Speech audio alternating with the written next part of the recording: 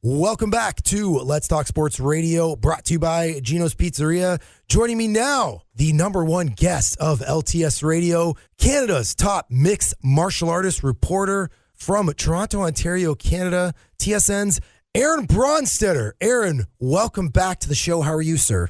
I'm great. Did you ever end up getting Pascal Siakam on? I did not get him, and although Mr. Blake Murphy, who I had interviewed, said he supported me. He said, I think he respects the fact that you respected his privacy, but it is a judgment call. It was a 50-50 coin flip, so I did not get him on, but I know you are thoroughly disappointed, sir. Well, not really, because I still remain the number one guest on the show now, which would have easily been supplanted by Pascal Siakam. That is correct. You are the number one guest, sir. And of course, when you are on, we are talking UFC, and UFC 240 hits Edmonton, Alberta, Canada, the Rogers Place, and the main event, the featherweight king himself, Max Blessed Holloway, some would say an honorary Canadian, taking on a UFC legend, some would say a future Hall of Famer, the former lightweight champion, Frankie Edgar in the main event. A few other fights on this card, but of course, this is the main event. Holloway coming off that loss, going for the interim lightweight title versus the now interim champion, Dustin Poirier. Tell me a little bit about this fight. I think there were a few fights you could have made, but because this fight was attempted to be made and canceled a few times in the past, Frankie Edgar, 38 years old, 10 years the senior of Holloway. What's the appeal of this fight? I look at it in just a quick glance, and I feel like this is going to be a kind of an easy win for Max, or is it going to be competitive? You're the analyst here. You tell our audience, how's this fight going to break down?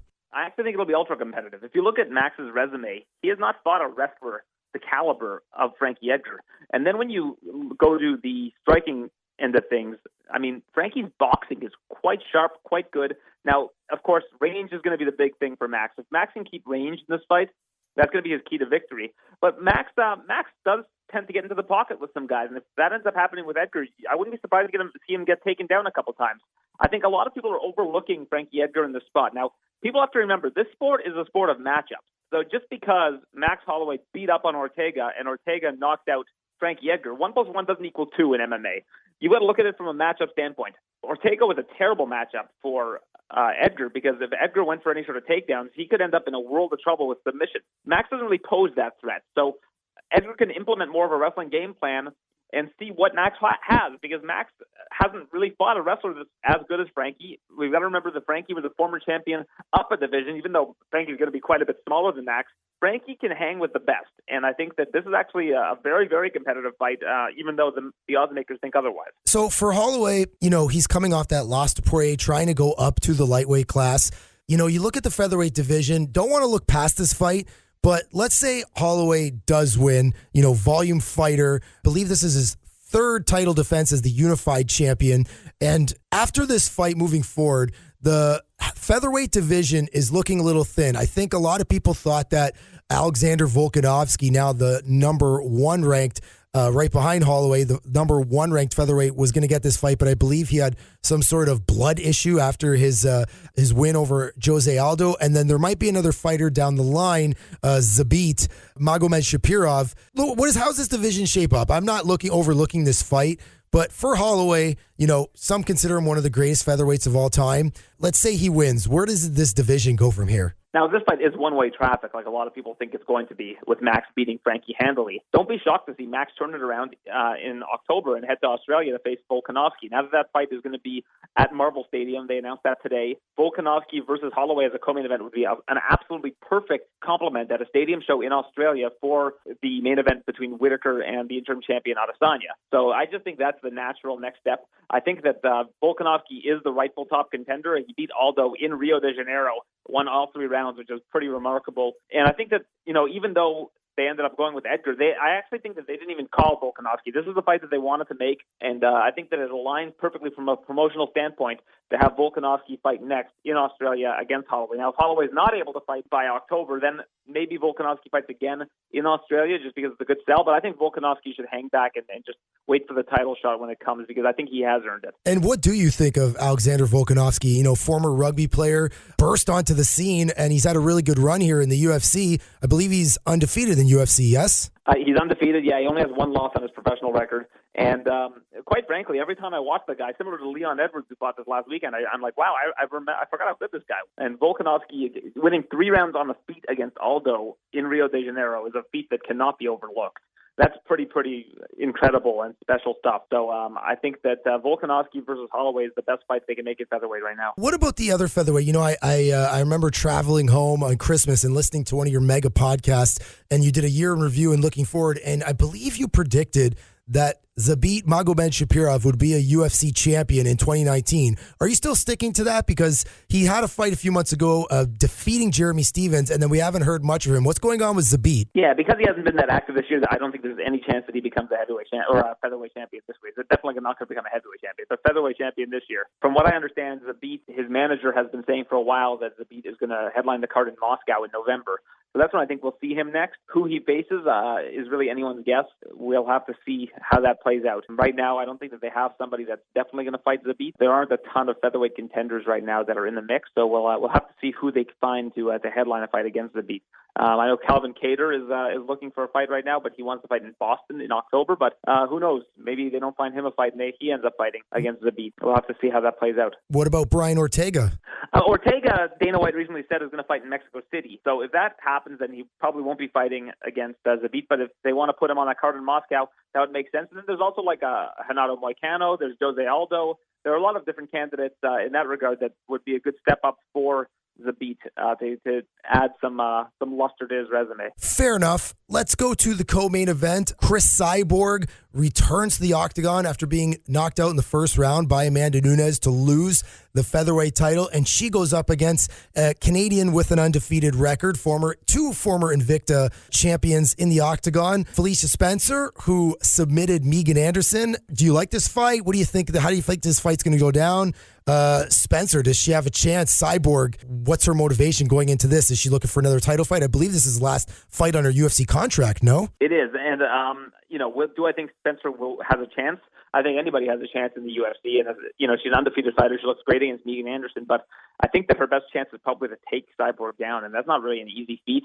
She's got a karate background. She's not lost on the feet, but against Cris Cyborg, almost anybody will look lost on the feet. So I think that Spencer's best bet is to try to take this to the ground. Spencer's a legit 145er, which is nice to see. It's refreshing. But this is going to be a tall order for her. She hasn't fought anybody this level of competition at 145 because really there is nobody outside of maybe Amanda Nunes that's this level of competition at 145. And like you mentioned, it is the last fight on Cyborg's contract. And if you start noticing, Dana White started to put her down again in the media. He's starting to say, she's afraid of fighting Nunes for a second time. She doesn't want to fight Nunes. All of this is posturing and leveraging for this contract negotiation because he wants to make it look like Cyborg is scared of fighting Nunes if she signs somewhere else. And she also wants to make it look like, and she also wants to take away from Cyborg's negotiating power outside of the organization. So right now, Cyborg, her best bet is to get a quick first-round finish and then get on the mic and say, I want Amanda Nunes next, but the UFC needs to pay me. And if she goes out and says that, now suddenly the ball's in her court. So I think there's a little bit of posturing going on right now to try to put down Cyborg and make her look like she was never as good as she was. But believe me, she's as good as she's always been, and that's the fight to make at women's featherweight is her versus Nunes, the sequel. But they're going to have to ante up in order to keep her because in the open market, I imagine she's going to get some pretty hefty offers. That was my next question. UFC is not like the NBA or other professional sports.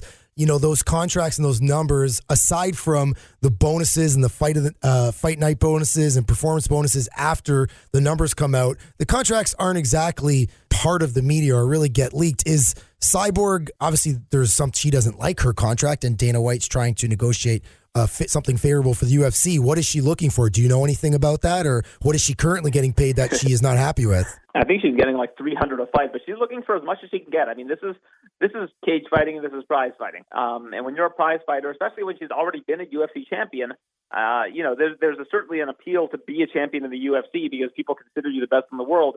But there's also money, and this is a finite sport with a shelf life where you're putting your health on the line.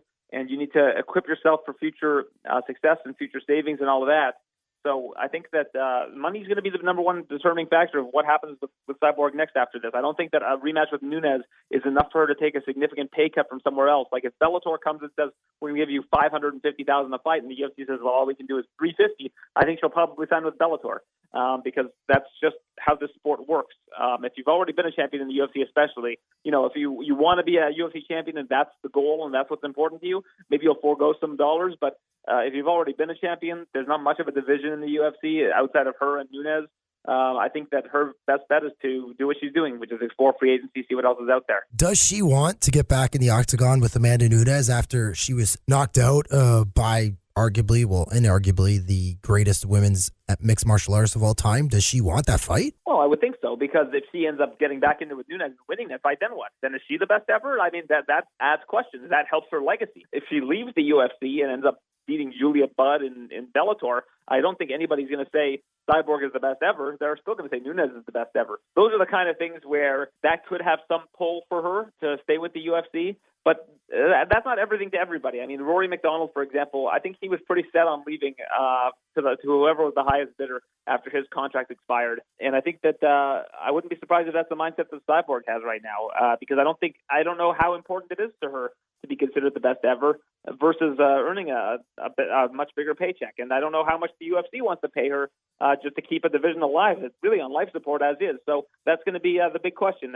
going into free agency for her. What does Bellator do with Cyborg if she decides to go there? Or do they know what to do with a star like her? Yeah, I think so. I mean, she came up under Scott Coker in Strikeforce, and they've got a pretty good division there in terms of women's featherweight. They might be the best in the sport if you look at the depth that they have there. So I think that that would be a good move for both parties if she is able to go there. But as I mentioned, I think that does preclude her from ever being considered the best of all time, because she lost to Nunes in under a minute. And until she avenges that loss, I don't think that there are any questions as to who the best of all time is, because keep this in mind. If Nunes loses to Cyborg and Cyborg has suddenly won 21 in a row, even if Nunes defends the title by knocking out Holm, I still think people would say, well, Cyborg beat Nunes recently, like when Nunes is in her prime. So now Cyborg is the best ever. Now, if she ends up fighting Cyborg again and Cyborg ends up beating Nunes, it opens up a whole conversation as to who the best of all time is, because it's 1-1. I think that Nunes will have the better resume, but depending on who, if they have to run the trilogy fight, now suddenly there's more money involved. So you can build more equity by doing something like that, by having a third fight, because these are the two best women in the sport and probably of all time. And if you get them to continue to fight each other, it's almost like Canelo and Triple G. They want these guys to fight each other like 4 times by the time it's all said and done, because everybody's going to want to watch it. And I think that Cyborg versus Nunes is must-see TV, no matter where, when, you can have it at 1 a.m. in some country that nobody's heard of. People are going to want to tune into that fight. That's the best fight you can make in women's MMA right now. So I'm going to hit you back on this contract knowledge. Is it possible that Cyborg does Dana White give one fight contracts, or, let's say she'll take a fight, she wins, and then, okay, I want the trilogy. Because Nunes, if for example, she goes into a rematch, she beats Amanda Nunes, then you've got that trilogy that you just spoke about. Is that a possibility to do two short-term deals? Well, the issue is a lot of contracts, I think almost all of them, if not all of them, have championship language, which means that if Cyborg has that in her contract, she gets basically the championship incentives that are outlined in the contract in advance. So if she takes a one-fight deal with Nunes and she beats Nunes, an automatic contract would kick in from there that would be, I guess, predetermined in that contract. I believe that's what the UFC does to protect themselves from champions leaving the sport, or leaving the promotion, rather. So that's something that you need to keep in mind as well. If there is a one-fight contract, it probably would have language that would enable her to have a more lucrative contract should she beat Nunes. Okay, let's jump ahead a little bit. UFC on ESPN 5. Main event, this, of course, goes in 2 weeks' time. Colby Covington finally gets back into the octagon, and he draws Robbie Lawler, a high-level, high-ranked welterweight fight. How do you see this fight? Because I think I think Robbie Lawler is super fresh after, losing in controversial fashion to Ben Askren. And I mean, more people are learning about Colby Covington outside the octagon than some may have forgotten what he's done inside the octagon. How's this fight going to break down? There's a good chance that Jorge Masvidal gets the next shot of the title if Covington doesn't impress here, or if he loses here, which is certainly a possibility. I mean, Robbie Lawler showed in that Askren fight that he's definitely still dangerous. So I don't know really what Covington's best path is. I think that Covington's a really good striker in terms of volume, but I think that the way that he strikes a little bit recklessly, and against somebody like Robbie Lawler, you get caught and put down really quickly. Robbie Lawler is one of the most dangerous people in this division. These two trained together previously. I think that Covington's best path to victory, as it is in any of his fights, is his wrestling. And if he can implement a wrestling game plan against Robbie Lawler and go 5 rounds, and we've seen Robbie tire over 5 rounds. If you watch his fight with Dos Anjos, Covington seems fresh after 5 rounds. He's got cardio for days. So that's what Covington can do to win this fight. And in terms of Lawler, I mean, if Lawler can keep this on the feet for as long as possible, he's always going to have an advantage there. As much as volume as Covington can put on him, I do think that the power advantage is strongly in the favor of Robbie Lawler, and that he's always one shot away from winning a fight. And that this is a really interesting matchup. I don't know how to predict this one, because I think it really could go either way. It's basically a coin flip fight. So you say Jorge Masvidal's up next for a title fight. If Covington wins this, that's going to be 7 in a row for him. He has a pretty good argument to face Kamaru Usman, does he not? Yeah, for sure. I think that if he looks really good against Robbie Lawler, people might start talking about him again. But like you said, he's been out of the cage for a while. People are, he keeps himself relevant by saying all kinds of weird stuff and wacky stuff, making strange videos. But I think people forget how good this guy is in the cage. And if he can prove that, then certainly him versus Usman makes a lot of sense. But right now, Masvidal, after that 5-second knockout, his stock has never been higher, and the promotion takes that into consideration.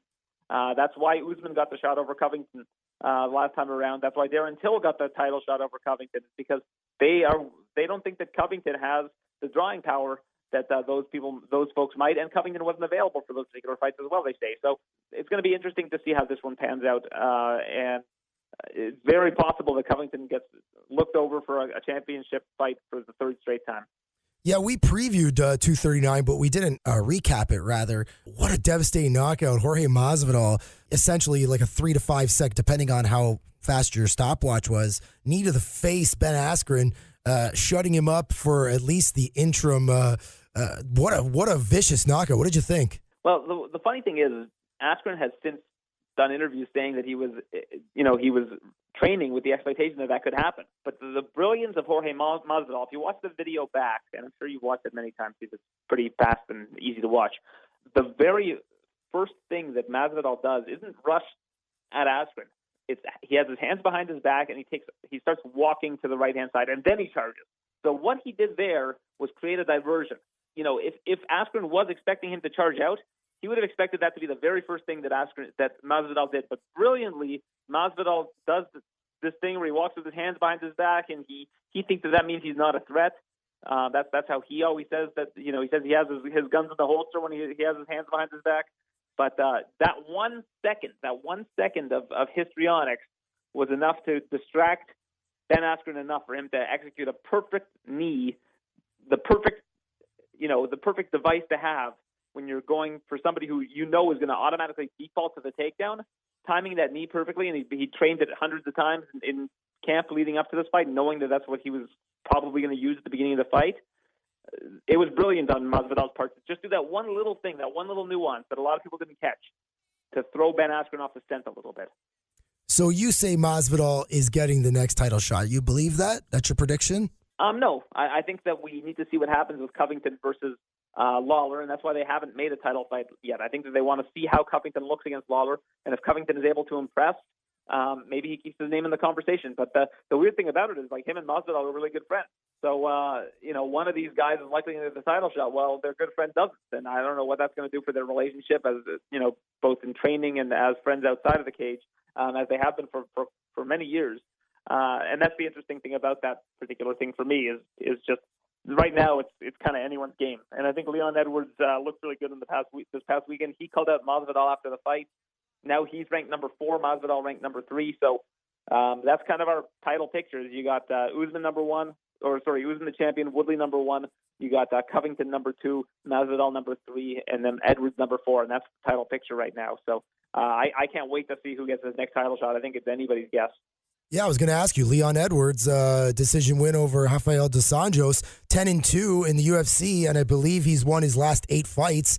I think I read something Ariel Helwani at ESPN said Leon Edwards deserves a fight, but his path is just doesn't have the appeal, I guess, to, it's just done kind of a very boring way. And similar to what you said, knockouts and flair and entertainment value, those factor into who gets title shots. Do you agree with that sentiment that Leon Edwards has a stellar record, but will get passed over because of the way that he's won? For sure. And if I'm the UFC, my next move is to pair him with Tyron Woodley. Like, Woodley said to me at International Fight Week that he was thinking he was going to get the next shot at the title in November. But right now, I just think that the promotional clout is not on his side. And I think that if you have him face Leon Edwards and end up winning in emphatic fashion against Leon Edwards, now people will be talking. And same with the flip side on Edwards. If Edwards is able to stifle Tyron Woodley and beat him, now all of a sudden you can make that case to be the next one in line for the title after whoever ends up getting it. So, right now, I think that would be a really smart fight for the UFC to make, and whether they make it or not, again, is kind of anyone's guess. But I think that if they're not going to give Woodley the next title shot, they're not going to give him the rematch, and I don't think they should because of how he was beaten by Usman. I think that would be a really smart fight to make. Yeah, I think, isn't it that Dana White's problem with Tyron Woodley and his title reign is that he didn't want to fight often enough? What does the UFC do with Tyron Woodley? Because since he lost the welterweight title and all that greatest welterweight of all time talk went away, we haven't really heard from him. Well, what's going on with Tyron Woodley? Well, that's exactly it. He was supposed to be facing Robbie Lawler, and that fight got canceled because I think Woodley decided to have surgery. Now, the issue with Woodley, like you said, is right now he's kind of invisible. People aren't talking about him at all. He's the forgotten person in the division, even though he was a long-time champion. And I think the reason why is because when he was champion, he fought in a very conservative manner. And, he's carried a lot of muscle mass, so keeping up for 5 rounds is difficult if you're really, going for the kill. So I think that paired with him being a little bit of a difficult negotiator and him being a little bit stubborn as to which dates he was going to be fighting, I still think he was a pretty active champion. But I think that those things are what's going to hinder him from getting a title shot, because I don't think the UFC want to put the belt on him again and deal with that kind of thing. And if that's the case, putting him against Edwards is smart because you kill off one of the two people that you might not want to put a belt around because of how they fight, their fighting style, or their negotiating style. So that's why I think that would be an interesting fight to make and a smart fight to make. Isn't it kind of crazy that we heard that Tyron Woodley, the chatter that he is the greatest welterweight all time in an era where George St. Pierre existed? I always thought that, call me Canadian, I don't know, but I always thought that was kind of silly to call him the greatest welterweight of all time in an era where George St. Pierre had just retired in, just over a year ago. No? Or am I just being a little bit... Have you found anybody named Tyron Woodley, not named Tyron Woodley, or not his agent, that were saying that he was the greatest welterweight of all time? I'd always hear Joe Rogan say it during his title reign, and I always shook my head thinking, seriously, I respect Joe Rogan, I like him, but this is kind of crazy. Come on, seriously? Yeah, but that's promotional hogwash. That's stuff that Rogan's doing to build up the character and to build up the value of their champion, and I think that makes sense from that standpoint. But, we've heard a lot of Rogan hyperboles over the years, so that doesn't shock me. But I don't think that if you ask anybody who has followed the sport for some time, if you ask them who's the best welterweight of all time and they said Tyron Woodley, I don't think they could say it with a straight face. You know who isn't in the UFC 240 preview video on YouTube is not Joe Rogan. It's Aaron Bronsteter. Did you see that, my friend? I was watching it last night. I was like, there's Abron. Yeah, in the UFC Countdown video. In the part about Spencer and Cyborg. Yeah, so you're right. I wasn't that. Sorry, weird question. Take that, Joe Rogan. Take that, Rogan. Finally, I've done something that he hasn't done. But it's pretty cool, a lot of your hard work will shift a little bit. You've been on the scene for a while now, and I actually as well, during the Rich Franklin Hall of Fame piece, you popped up in that. Now you popped up in this, you're popping up in some of the live scrums with your questions, your poignant questioning. It must be nice to finally, get a little bit of that. I guess as a Canadian, we always want to be recognized by the American media, whether it's sports or whatever. It must be pretty cool to be in the mix, isn't it? Yeah, it's definitely cool. I'm glad you noticed. Nobody else seems to. So you know what? No one else is a Brock Badger like you and I. That's why. Because we recognize there was one that was on Contender Series. There was a guy named Aaron who was Canadian, who was a Brock Badger graduate, like a Brock University graduate. So I was rooting for Aaron Jeffrey to win on Contender Series, but unfortunately, it wasn't meant to be.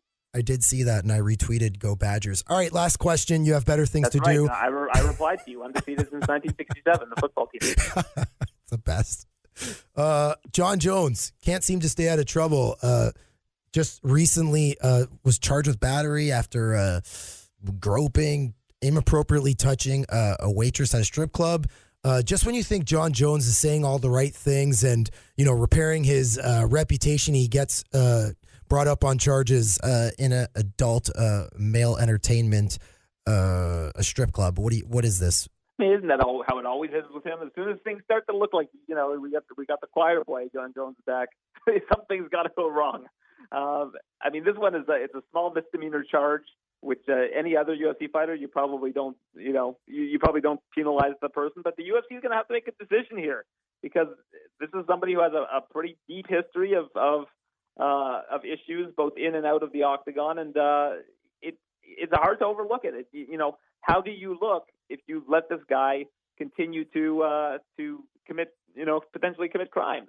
I mean, he's innocent until proven guilty, but it's going to be a tough call for them because they've got to figure out how seriously they want to take this kind of thing and how seriously they want to be taken by the general public. Because while it's not like a felony charge or anything along those lines, that that's the kind of thing where you would probably suspend the fighter. This is somebody with a repeat, this is a repeat offender. Now, it also happens to be the best fighter in the sport right now, or possibly ever. And that's why you got to make those decisions. And, I always say that the UFC is a lot like Animal Farm. All animals are treated equal, but some animals are more equal than others. Very interesting way of looking at it.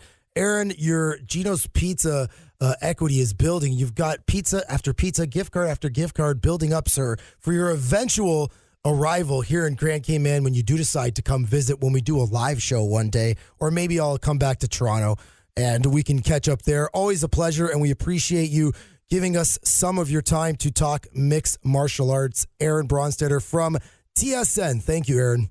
I tried using the Gino's Pizza gift card at Gino's Pizza here in Toronto, and they wouldn't accept it.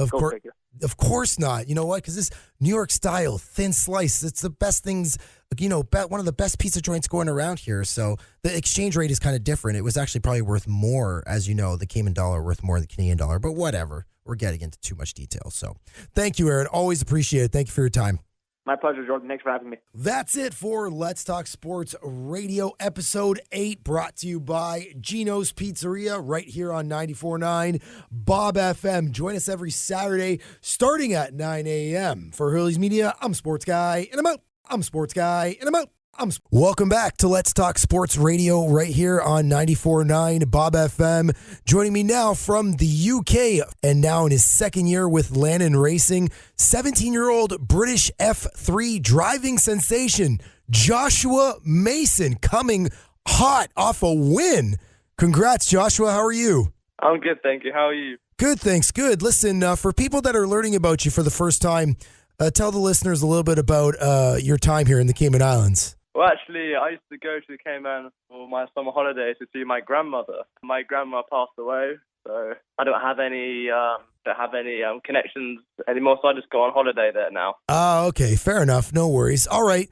You do have a connection in the sense that a local business, Remax James Favell, has his brand right smack dab in the middle of your chest that people can see when you hit the track. F3 British Racer. Unbelievable. Let me ask you a question. You're 17-year-old. You're in your second year with Landon Racing. How does one go about becoming... Yes, I am. How does one go about becoming a kart racer and a driver? Me personally, I used to love watching Formula One when I was much younger, and I did a lot of sim racing as well. Go there and win quite often, and this guy saw my performance and he thought I had the ability to go into actual car racing. So he offered me to go on a go-kart first and see how I did. And then I did really well and he took me on. And I progressed for a full season in go-karting before I moved over to F3. Wow. So what age did you start go-karting at? I started go-karting at 11. And so obviously you're an F1 fan from watching it on television and whatnot. What does it take to be a good driver? A lot of hard work and dedication and commitment has to be involved in that one. So for me, again, personally, I train 5 times a week physically, 5 times a week, and I do a lot of sim training so that before I go to a race circuit, I have an idea of what I'm about to do and the track I'm racing at. And also, a lot of social media is involved because when I do well or when I'm performing, I can post images on there and it can help me get potential sponsors out around the world. You got to be a self-promoter these days. That's where stuff like Instagram, Facebook, Twitter, all that stuff helps out. Absolutely. It's good that a young athlete like yourself knows that. So there you are. You're already a step ahead. Okay. So you're 11 years old. You're karting for a few years. You get scouted. Is that the scout from Lannon Racing that brings you onto the team, or what was the after karting? Where did you go? No, it wasn't. The karting wasn't connected with Lannon.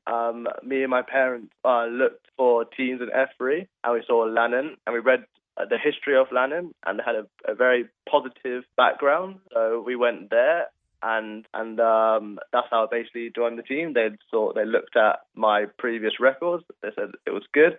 And that's how I joined the team. So for listeners that are hearing this, F3, of course, is almost like minor leagues for, of course, then F2 and then the popularized F1 racing. Describe to the listeners a little bit, what are the biggest difference, aside from the drivers being less experienced, what are the biggest differences between F3 and F1?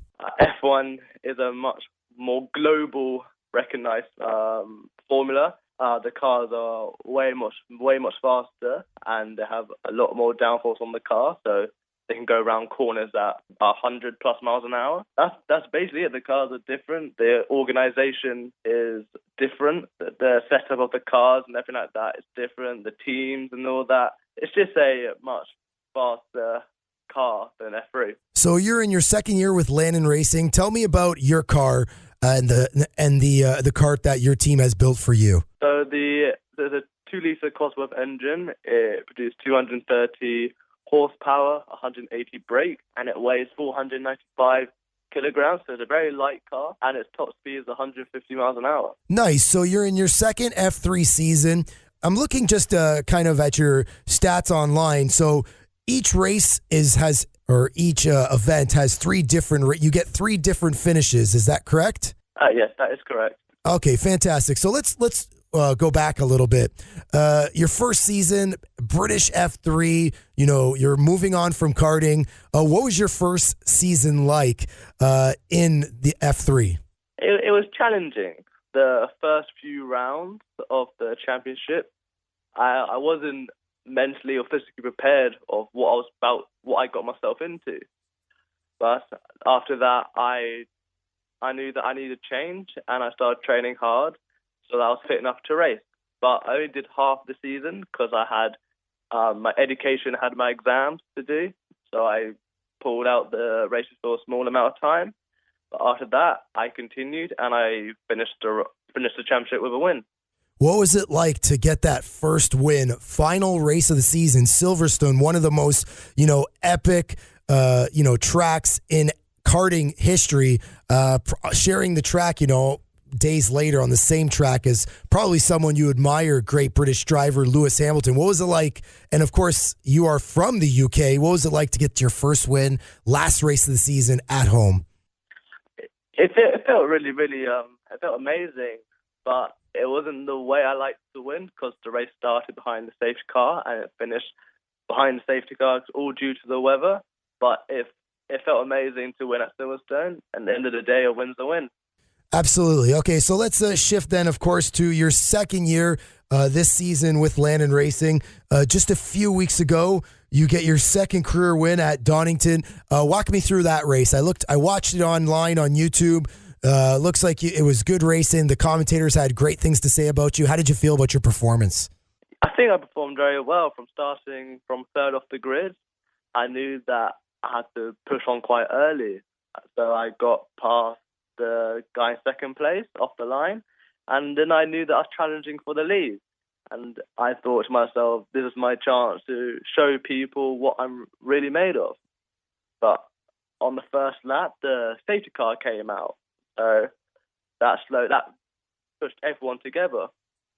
Then on the restart, I had to pull away with the leader, which I did. And luckily on my behalf, the leader made a mistake going to turn 1. And then I saw the doors open for me to go and take the lead. And once I put my car into the lead, I just knew I had to keep calm, do all the right things so that later in the race I can cross the line first. And that you did. So there you go. So looking back, moving forward, you're 15 races into this season. It looks like you're in 12th place overall. You're about 200 points out of the championship lead. Realistically, moving forward, how many races are left, and what is your expectation for the rest of the season? So altogether, there are 9 more races left, and I think personally, with the performance I have been doing for the last 2 rounds, I've been really, really positive. I think that a top 10 is definitely there in the championship, because I think I'm only 10 or 11 points off top 10 and P9. So I think those are my goal before I finish the season. Yeah, absolutely. You're only 161 points, and you have 153, so you're right there to get into that top 10. Let me tell you, we'll go back to F1 for a bit. Growing up, who are your biggest influences in wanting to get into racing, and who are your favorite drivers and why? Well, my favorite driver was Lewis Hamilton. He was my hero, or still is my hero. And that is because when he came on the F1 scene, he impressed me. He almost won the championship in his first year of Formula One, which I'd never seen anyone do before. And he was a very talented driver. And as a Brit, he has opened the doors for a lot of British drivers to come up the ranks with him. Yeah, he's quite an amazing, probably going to go down as one of the greatest drivers in history. He's only 2 championships out of tying Michael Schumacher for all-time driver championships, and he's only 11 Grand Prix wins behind him. Aside from Lewis Hamilton, who's a driver that you really, really admire in the current grid? In the current grid, well, actually, there's only one I raced against last year. His name was Billy Monger. He was a great role model for me, and to also race against him, because after all the massive accident he had was really upsetting. But when he got his both legs amputated, and him to come back into the car and deliver all the goods, it was very amazing. And I think for a lot of people out there, can learn a lot from Billy for what he's done. Wow, that's incredible. You look at, with this sport, it's, you're a guy that says you go to school still. What's it like to be an F3 racer and still, have the responsibilities of being a student? Do people ever stop you in school, and are they kind of starstruck by you? Or what is it like to be both, a 17-year-old student and an F3 driver that people can watch on YouTube and television? Well, the people at school, they find it really, really cool what I'm doing. But I think also teachers, they support me with what I'm doing, but they treat me as everyone else. They don't put me on no pedestal or anything like that. They teach me like they teach the other kids, and they let me do the racing out of school if only I put in the work. So it's a bit of a tit for tat. Fantastic. All right. I was reading up online. So this is going to be the second year, I believe, of your contract. Moving forward, is your team the team that you're going to stick with, or have you talked about next season with Landon Racing, or what's the future hold for Joshua Mason? I'm not sure yet. I haven't spoken to any teams, but I'm happy to stay with Landon. They are a fantastic team. They always give me a fantastic car. But to answer your question, no, I haven't really spoken to other teams. I'm actually happy to stick with Landon. And do you think that you guys will come together and stay on for another 2 years, like the 2 years that you just spent with them? Maybe. We're not sure yet. All right, fair enough.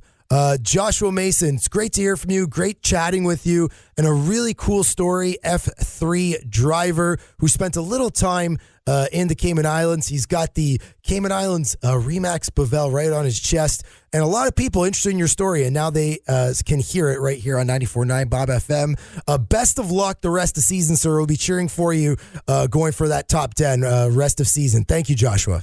Thank you. And I also want to say that last week when I raced at Spa, I got second place, and I dedicated that podium to Kirsty Horton of Campbell Lady Firm, who was a family friend of ours who passed away earlier this month. So I just want to say that, and I hope she rests in peace. Absolutely. All class, my man. Thank you. That's Joshua Mason, Landon Racing, British F3 driver. Thank you so much, Joshua. Thank you. All right. More Let's Talk Sports Radio right here on 94.9 Bob FM. Brought to you by Gino's Pizzeria. Stick around. Gino's Pizzeria.